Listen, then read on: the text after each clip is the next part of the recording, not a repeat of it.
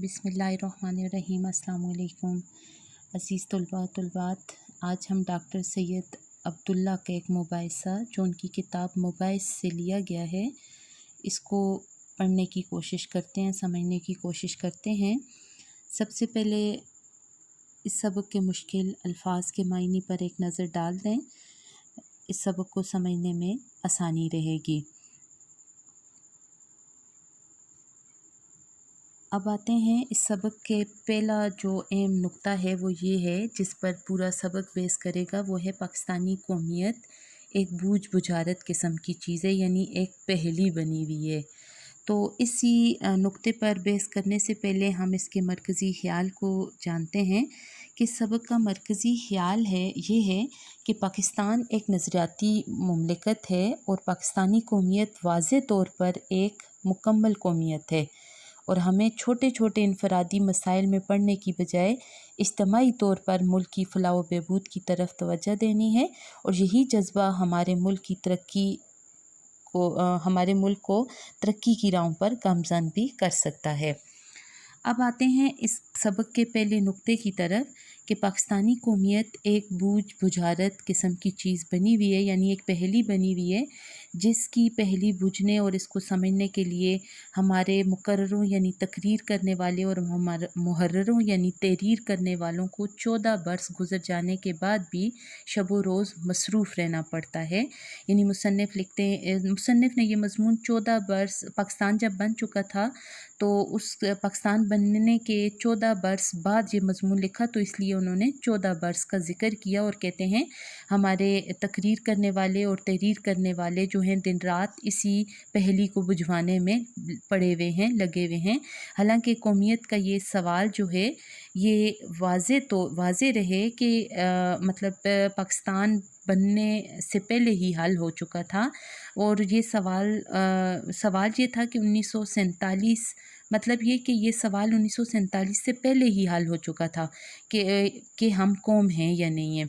और ये वाज़े दलील है हमारे पास इस बात की। और पाकिस्तानियों को अलग कौमियत की दलील इतनी मुहक्कम और इतनी वाज़े थी पाकिस्तानियों के बाद ये दलील कि अंग्रेज़ों और हिंदुओं की कोई भी हुज्जतबाजी यानी तकरारबाजी इस बात के सामने खड़ी ना रह सकी, और फिर तमाम हिंदुओं को ये पूरी दुनिया को ये मानना पड़ा था कि पाकिस्तान के लिए जुदा कौमियत का जो सवाल उठाया जा रहा है वो 100% वाज़े और कतई चीज़ है, और इसमें शक की कोई गुंजाइश नहीं। लिहाजा ये देखकर ताज्जुब होता है कि ये हमारे मुल्क में हो क्या रहा है, यानी पाकिस्तानी कौमियत की अब भी तारीफ़ पूछी जाने लगी है। लोग पूछते हैं गोया कि कौम को अभी खुद भी नहीं मालूम कि कौम हैं भी या नहीं है, अगर हैं तो फिर हमारी कौमियत का हमारे पास सबूत क्या है, यानी सबूत मांगा जा रहा है।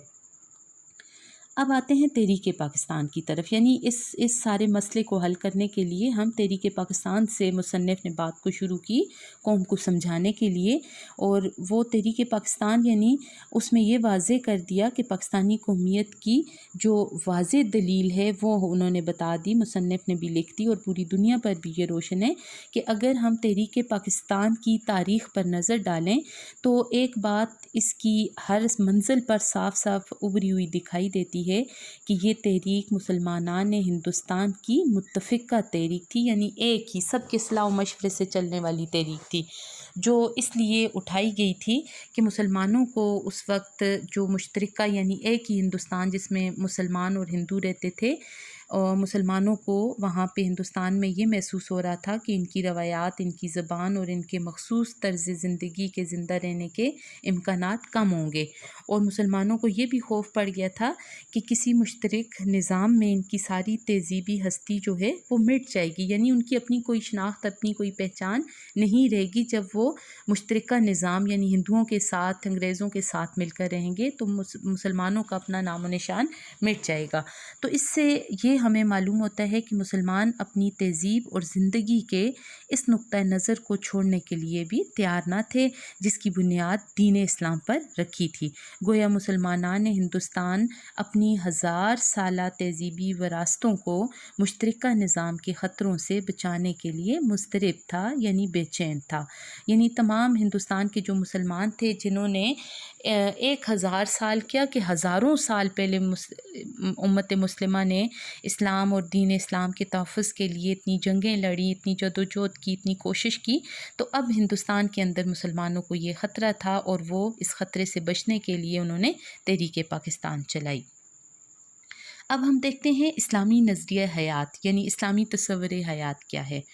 اب مصنف کہتے ہیں کہ میں اس نتیجہ میں مطلب ان ساری جو باتیں میں نے کی ہیں ان سے میں ایک نتیجہ نکالتا ہوں کہ پاکستانی قومیت سب سے پہلے تو ان عقیدوں سے عبارت ہے، یعنی جڑی ہوئی ہے، جس کا جو ہے مرکزی نقطہ یعنی مین جو سوچ ہے، مین نقطہ جو ہے وہ اسلام اور اسلام کا دیا ہوا تصور حیات یعنی تصور زندگی اور نظام زندگی ہے۔ پھر اس کے پہلو و پہلو ان کی تہذیبی وراثتوں کے تحفظ کا عقیدہ بھی ہے، جن کو ہندوستان کی متحدہ قومیت میں محفوظ کرنے یا ترقی دینے کی گنجائش نہ تھی۔ اب ہم آتے ہیں قومیت اور وطنیت کا آپس میں کیا تعلق ہے، اس چیز کو سمجھتے ہیں۔ تو کہتے ہیں کہ یہ مرکزی عقیدہ جو ہے وہ نظریہ اسلامی حیات جو ہے وہ ہمارے پاس موجود ہے، اور کہتے ہیں یہ تو مرکزی عقیدے ہیں، اب ان کے ساتھ پاکستانی قومیت کے جغرافیائی تقاضوں اور حدوں کا جائزہ لینا بھی ضروری ہے، کیونکہ قومیت کی ایک مسلمہ یعنی حقیقی بنیاد جو ہے کوئی خطہ یا وطن بھی ہے۔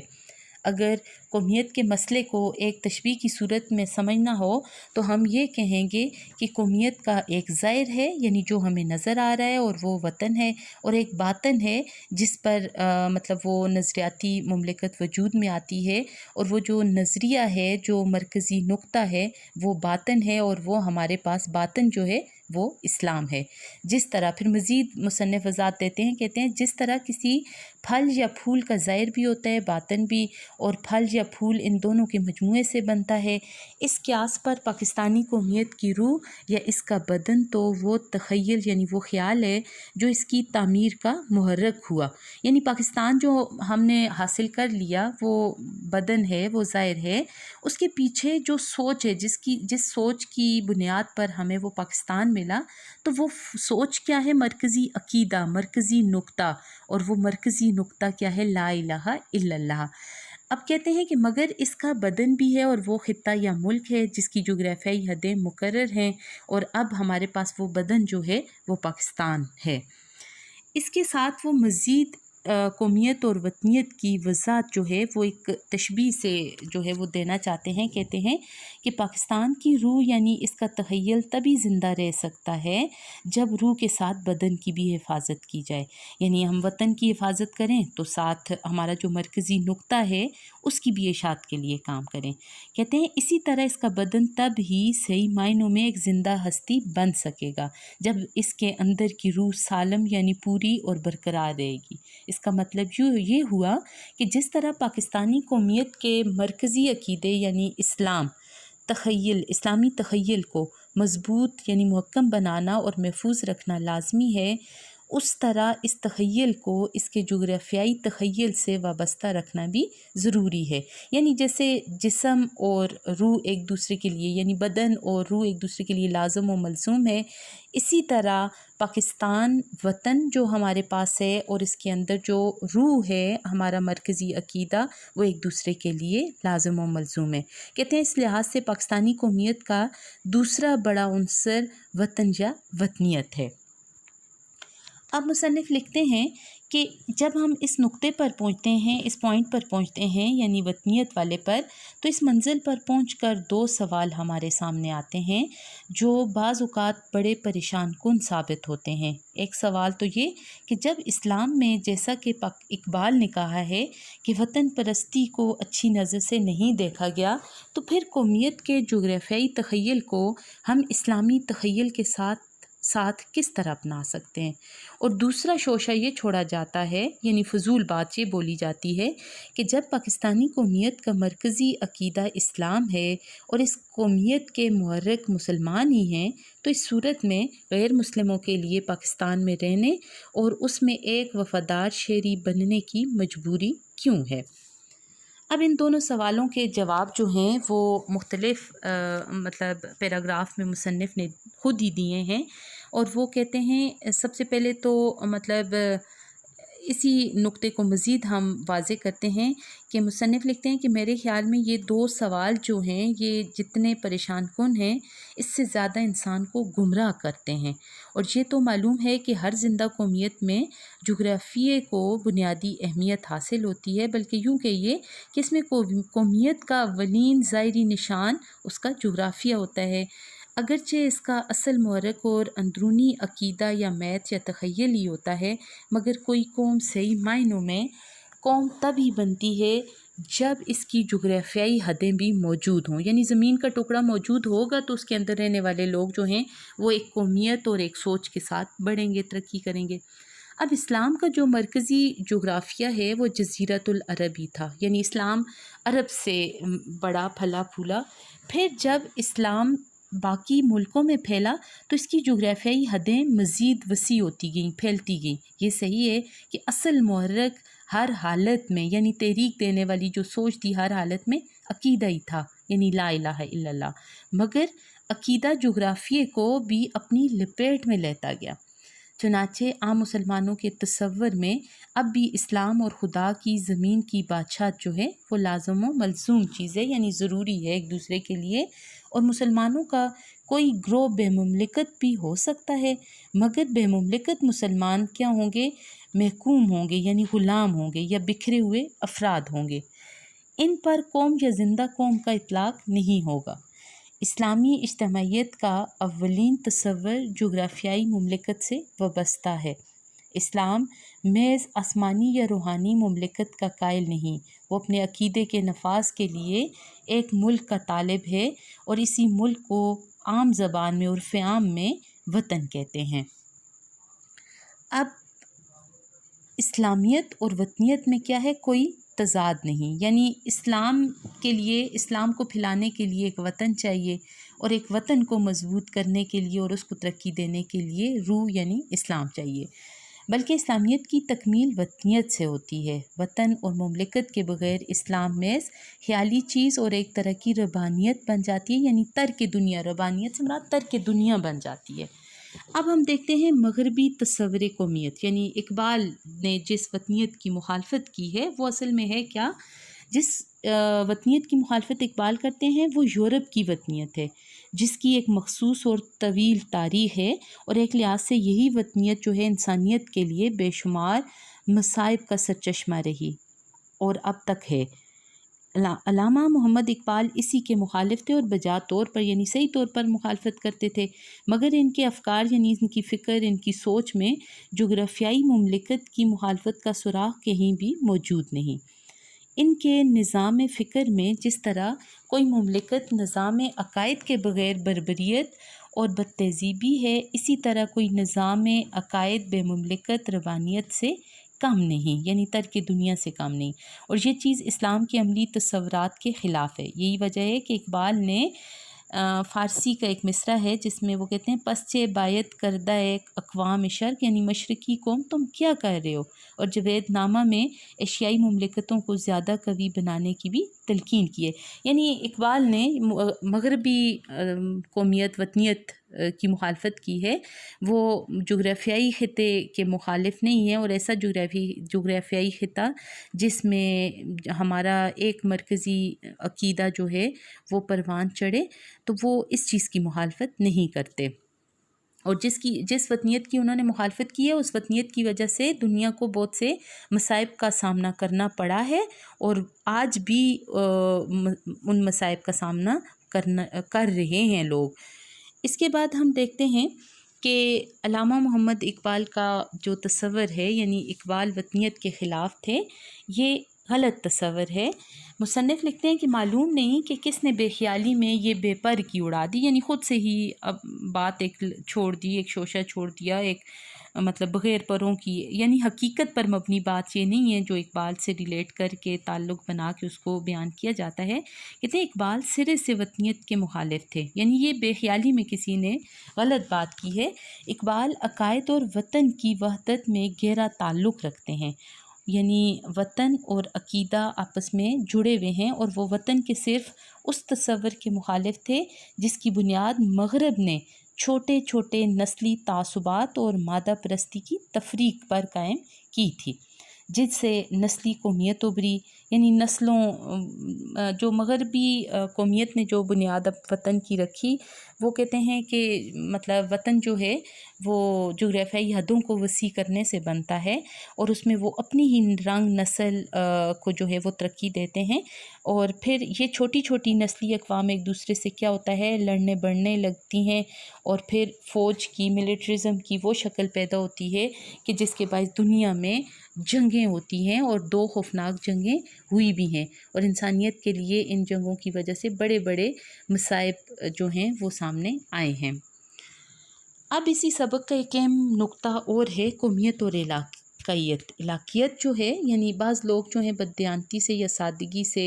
पाकिस्तान में यानी मोहब्बत के जज्बे के पर्दे में क्या करते हैं, इलाका परस्ती की तहरीक चला रहे हैं। यानी पाकिस्तान पूरे का पूरा सिंध, सरहद, बलूचिस्तान, पंजाब, ये सारे जो हैं, यानी ये पूरा पाकिस्तान जो है ये इन चारों सूबों से मिलकर बना है। और ये 4 सूबे जब पाकिस्तान बनाया गया था तो ये सोच के नहीं बनाया गया था कि इसमें 4 सूबे हैं और हर सूबा अपनी मर्ज़ी से काम करेगा, नहीं, बल्कि पाकिस्तान जो है वो बनने के बाद जो है इसके अंदर मतलब इलाके बनाए गए, इसकी जो है डिवीज़न की गई, सूबे बनाए गए। अब हमारे यहाँ लोग क्या करते हैं कि बज़ाहिर ये शो करते हैं कि हम वतन से मोहब्बत करते हैं और इसलिए अपने एरिया के, अपने इलाके की तहरीक को तरक्की देने की कोशिश करते हैं। मगर डॉक्टर सैयद अब्दुल्ला कहते हैं कि ये बात अच्छी तरह ज़हन नशीन करने के काबिल है कि इलाका परस्ती और वतनियत में बहुत बड़ा फ़र्क है। ठीक है, मतलब कि इलाका परस्ती जो है एक महदूद तस्वर, एक महदूद सोच है, जबकि वतनियत जो है वो पूरे वतन की इज्तिमाई सोच है। अब दोनों में फ़र्क तो बनता है। यूँ आम हालात में किसी शख्स का किसी ख़ास इलाके से मोहब्बत रखना या इसके मुतल्लिक़ जज्बात रखना जो है वो एक कुदरती बात है, हो सकता है, लेकिन इस इलाके की मोहब्बत में वतन के जो मफादात हैं उनको छोड़ देना या उनसे टकराना जो है ये एक मर्ज़ है, और वतन अज़ीज़ की हस्ती को ऐसे मर्ज़ से ख़तरा है। और इस किस्म की इलाका परस्ती को पाकिस्तानी कौमियत का सबसे बड़ा दुश्मन समझते हैं डॉक्टर सैयद अब्दुल्ला, और कहते हैं जिसमें कोई शख्स कौमी वहदत को पारा पारा करने यानी टुकड़े टुकड़े करने वाली इलाकाई वफ़ादारियों का इतना पाबंद और आदी हो जाए कि खित्ते पर कौम ही को कुर्बान कर दे, तो इस चीज़ की मुखालफत करते हैं डॉक्टर सैयद अब्दुल्ला। कहते हैं कि पाकिस्तान में क्या है, इलाका परस्ती, ये मसला बहुत वसी पैमाने पर अब चल पड़ा है और शुरू से ही चल रहा है, लेकिन हमने इसकी मुखालफत करती है। कहते हैं पाकिस्तान में बहुत सी नस्लें आबाद हैं, बहुत सी इसमें ज़बानें बोली जाती हैं, बहुत से नस्ली ग्रोह में बहुत सी खूबियाँ हैं, और इन ज़बानों के अदब में हमारे लिए बहुत सारा कीमती सरमाया है, फ़िक्र है, सोच है। मगर मुल्की कौमियत जो है वो हर खित्ते से, हर इलाके के लोगों से जो है वो कुर्बानी मांगती है, और अपनी सलाहियतों और काबिलियतों को खित्ते की खिदमत करते वक्त भी वसी तर कौमी नुक्ता नज़र के ताबे रखें, वरना हमें ये ख़तरा है कि किसी कमज़ोरी के वक्त या किसी गैर मुल्की साजिश अक़ीदे से मुतासिर होकर ये खित्ता परस्ती जो है पाकिस्तान के इंतज़ाम को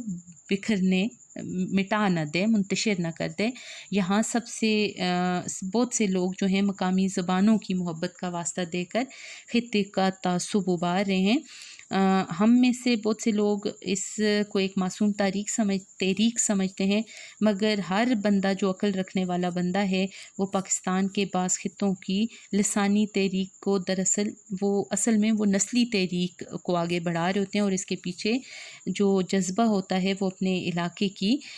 جو زبان ہے اس کو ترقی دینا ہوتا ہے، اور ان کا یہی خواب ہوتا ہے کہ ان کے علاقے کی جو زبان ہے وہ آگے بڑھ جائے. لیکن کم عقل جو لوگ ہیں ان کے دل و دماغ میں ان کی مطلب ہم یہ سمجھتے ہیں کہ ان کی بدبختی ہے، جو مطلب اس بدبختی کے زیر اثر یہ خناس ان کے دماغوں میں سمایا ہوا ہے. لہٰذا اپنی عقل میں علاقائی زبانوں کی تحریک کو ہمیشہ ہمیں شعبے کی شک کی نظر سے دیکھنا چاہیے. اور اگر ڈاکٹر سید عبداللہ کہتے ہیں کہ میں درخواست کرتا ہوں حکومت ملک کی وحدت قومیت کی خاطر اس لسانی تعصب کو پھیلنے سے روکے، اور مقامی زبانوں کی ترقی کے ہر منصوبے کے پس پردہ جو محرکات ہیں، جو تحریک ہے، جو سوچ ہے، اس کا حکومت جائزہ لے.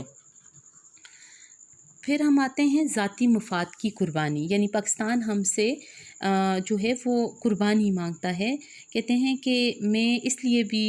ڈاکٹر سید عبداللہ کہتے ہیں کہ پاکستان میں علاقیت کا اس لیے بھی مخالف ہوں کہ پاکستان کے قیام کے وقت اس علاقیت کا کوئی سوال نہ تھا، یعنی علاقہ کہیں پہ بھی نہیں تھا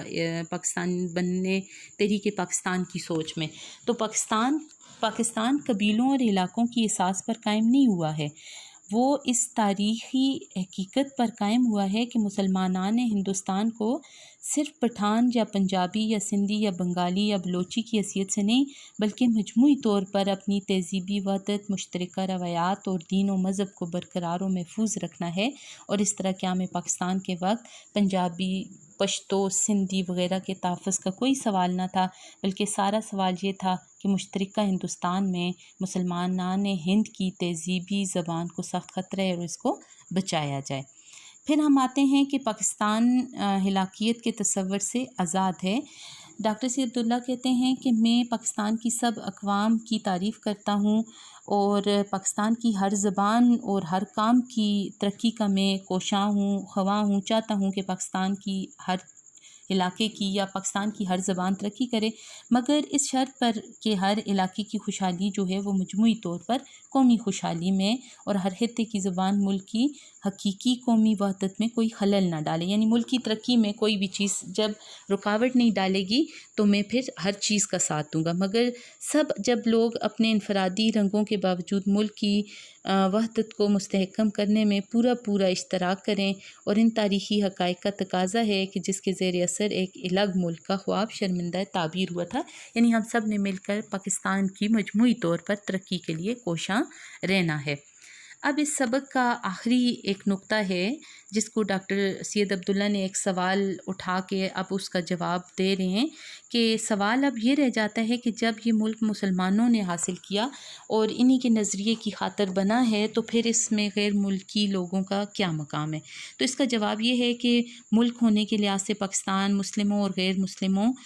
کا مشترک یعنی ایک ہی ملک ہے، اور وطن کے اشتراک کا دوسرا مطلب ماں سوائے اس کے کچھ نہیں کہ اس میں دنیاوی لحاظ سے مسلم اور غیر مسلم شہری کے حقوق مساوی ہوں گے، اور مذہب کے فرق سے ان کے حقوق شریعت، امن و آسائش اور حقوق و اختیارات میں کوئی فرق نہیں ہوگا. یعنی پاکستان مسلم کو جہاں تمام حقوق و تحفظ دے رہے وہاں غیر مسلموں کو بھی دے گا، کیونکہ اس کے علاوہ اسلام میں یوں بھی عبادت اور مذہبی آزادی کا اصول جو ہے وہ ایک حقیقی اصول ہے. لہٰذا غیر مسلموں کو بھی اپنے وطن کی قومیت سے گہری محبت ہو سکتی ہے اور ہونی بھی چاہیے جو غیر مسلم ہمارے ساتھ ہیں. اور یہی مسلم اور غیر مسلم مل کر جو ہے ایک انفرادی ایک مطلب اجتماعی طور پر مل کر ایک طاقت بن کر، انفرادی طاقت بن کر، افرادی طاقت بن کر جو ہے وہ آگے بڑھ کے اس ملک کی ترقی میں اس ملک کی ترقی کے لیے جو ہے وجہ بن سکتے ہیں. اور پاکستانی قومیت اور وحدت کے لیے اسلام اور ان تاریخی اساسات کو زندہ رکھنا لازم ہے جن سے یہ ملک ظہور میں آیا. خدا نے ہمیں یہ وطن دیا، یہ جغرافیہ دیا، اور اس کو اکٹھا رکھنے کے لیے اسلامی جذبہ جو ہے وہ سب سے قیمتی چیز ہے. اس کے علاوہ اردو زبان بھی کوئی یکجہتی اور یگانگت کا ایک بہت بڑا وسیلہ ہے. یعنی اردو زبان بھی ہمارے لیے پاکستان کی ترقی، فلاح و بہبود کے لیے جو ہے اس کو بھی ترقی دینا بہت ضروری ہے. عزیز سامعین، اب اس کے ساتھ ہی اب میں آپ سے اجازت چاہوں گی. اللہ حافظ.